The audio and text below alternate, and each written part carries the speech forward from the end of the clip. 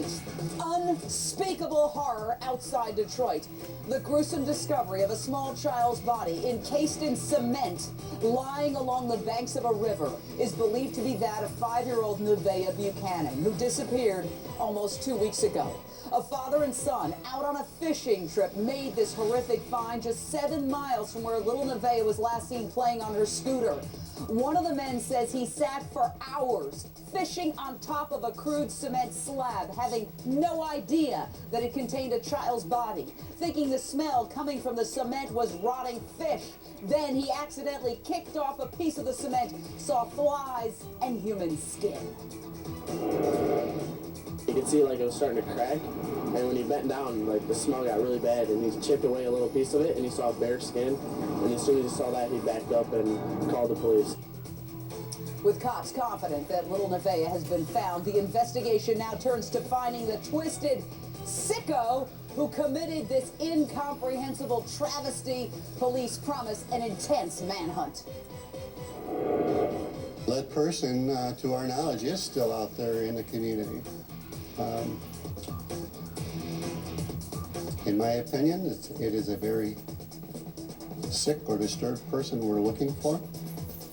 A person that is able to abduct and murder an innocent 5-year-old child. Nevaeh's anguished grandmother had custody of the child. Now she is demanding that the cretin responsible be caught and subjected to the worst possible punishment. I will get the capital punishment back here in Michigan, even if I can do it for my granddaughter. A family left to pick up the pieces after their worst nightmare comes true. Police race against the clock to find the little child's killer and bring that individual to justice. Let's pray. Straight to my panel, Wendy Murphy, former prosecutor, professor at New England School of Law and author of And Justice for Some. Bill Mannion, forensic pathologist and assistant medical examiner for Burlington County, New Jersey. Jeff Brown, criminal defense attorney. Steve Cardian, former criminal investigator and director of Defend University. Dr. Dale Archer, clinical psychiatrist, and Dave Murray, special assignments editor at the Toledo Blade, who joins us by phone. But I want to start with you, Wendy. The discovery of a precious child's body encased in concrete is enough to turn anybody's stomach. You have prosecuted so many vicious cases. What does it say about this killer that he or she, or them, would leave the victim ultimately trapped in cement? You know, Jane, inhumane is too good of a word for this monster.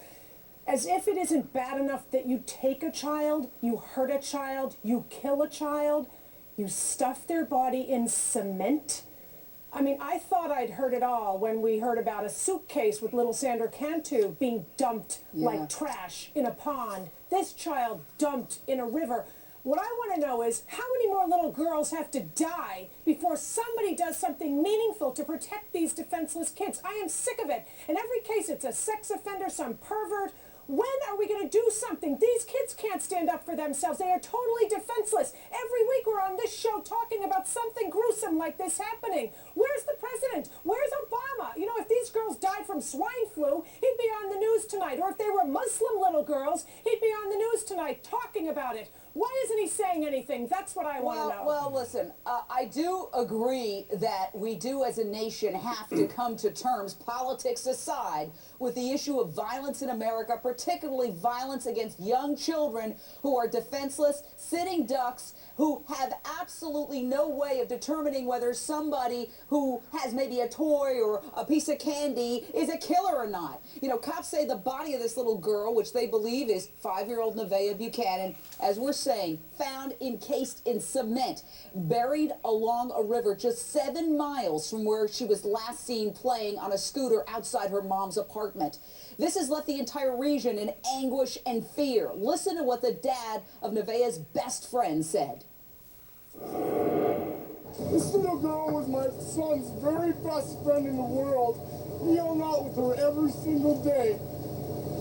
And my son is a total tragic mess because of this. He has missed her every day that she's been gone. And now he's going to miss her forever. Adding to the fear, the sheriff today said he believes the killer is still out there in the community, even though they have 2 persons of interest in custody right now. Dr. Dale, what should parents in that area be telling their kids? Well, you have to tell. What should parents in that area be telling their children? What about us telling the parents in that area to watch their children? That's where it starts first. The parents have to watch their children. If parents watch their children, sex offenders wouldn't get to their children. Oh, I'm so angry. All that. Everyone misses Nevaeh. Everyone's hurting. She was a sweet little girl. You wrap your arms around your kids. You tell them you love them.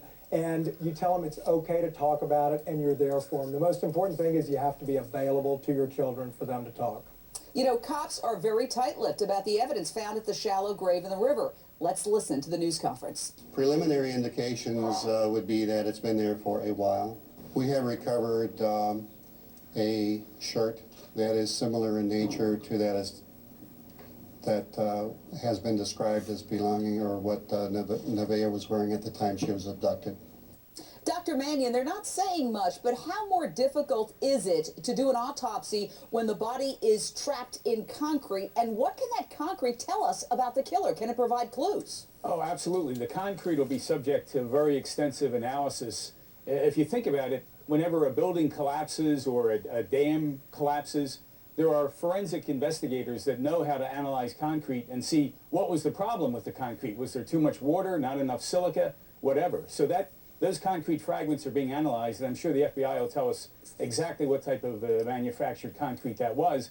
In addition, they'll be fanning out to stores in the area to find out, has anybody been buying concrete in the last 2 weeks? Any credit card slips, things like that. So they'll be focusing on that. That's a great piece of evidence right there. And I was just thinking it's a gruesome thought, but we are following this very gruesome case. And so I have to ask, I mean, when they get a body encased in concrete for an autopsy, how does that work? I mean, how do they separate the body from the concrete? Well, I think because of decomposition, the concrete and body will probably separate very easily. In fact, the concrete may have slowed down the decomposition. The few cases I'm familiar with, I know we had a case here in Philadelphia several years ago where a murderer buried his girlfriend in concrete, and he was a construction worker, and he buried her like in a wall or something. But when the police investigated his home, they found all these flies hanging where the dried concrete was, because there was still enough decomposition that the flies were attracted to the concrete. So that was an amazing find right there. They just went to the source, they broke open the concrete, found the body. Yeah, Steve Cardian, you're the criminal investigator. What does the use of concrete tell us about this suspect in terms of creating a profile?